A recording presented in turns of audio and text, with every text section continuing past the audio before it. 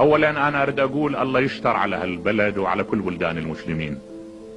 والله هالايام دا اقرا كتب، انا دا تصدر هنا اقرا كتب واسمع شرائط واسمع حكي هم من البعض، يعني حكي كله من وراء لوس انجلوس، من وراء رأسا تشعر انه مشدود للنفط هذا مباشرة. يعني الله يستر على وحدة المسلمين لئلا يحولونه. وانا اقول لك اللي جاي يلعب بهاللعبة ترى يحترق بعدين، هو هم يحترق، حتى اذا اكو ايادي من وراءهم هي تحترق. ترى نبه شوي زين، لانه الله لا يعرض المسلمين الى ان تنفصم وحدتهم.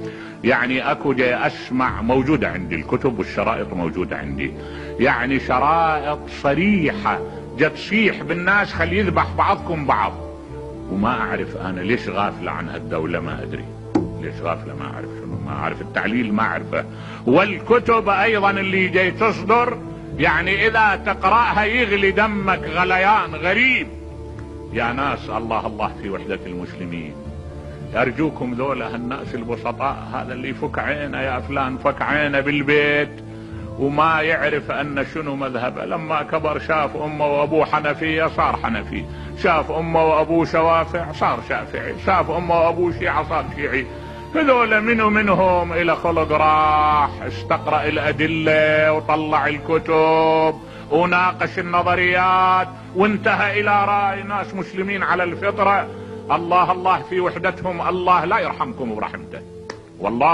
والله انكم قتل ومجرمون، شهد الله وكفى ان هذه الكتب من ورائها ايدي مجرمة، هذه مهمتها ان تمزق وحدة المسلمين.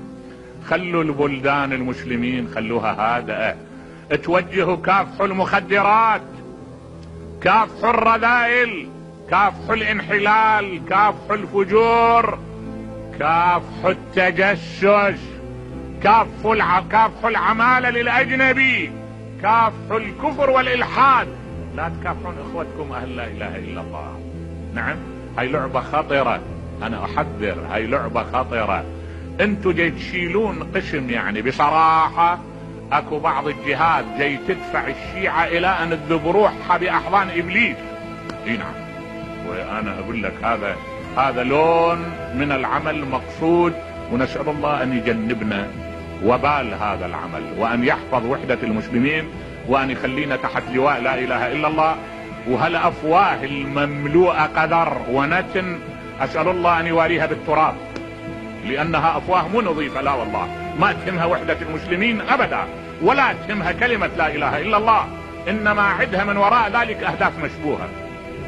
والا ارجوك انا بروح الباحث، لما اقعد بروح الباحث اشوف الصحابة واحد يقيم الاخر، انا اسمع عمر يقيم الصحابة، وابو بكر يقيم الصحابة، والقرآن يقيم الصحابة. ماكو واحد عنده مصلحة ان يشتمل واحد من صحابة رسول الله الكفت، لانه لا اولا خل الفت نظرك ابو بكر وعلي وعمر ذولا اولاد عم، نبه لي، ورفقاء سلاح وعاشوا بوقت واحد، لا قرايبي ولا اولاد خالي ولا اولاد عمك. قلت نبه لي زين. اذا المسألة مو اكثر من اننا مربوطين احنا عقائديا باعتبار ذولا حملة القرآن، ذولا حملة الاسلام، ذولا حملة منابع الفكر. اذا مرينا بواحد من عندهم نشوف التاريخ ايش كاتب عنا، ونشوف القرآن ايش كاتب عنا، ايش قايل عنا، نقيمهم وفق هذه المقاييس، مو اكثر، بمقدار ما يتصل بعقائدنا واحكامنا، اكثر من هذا.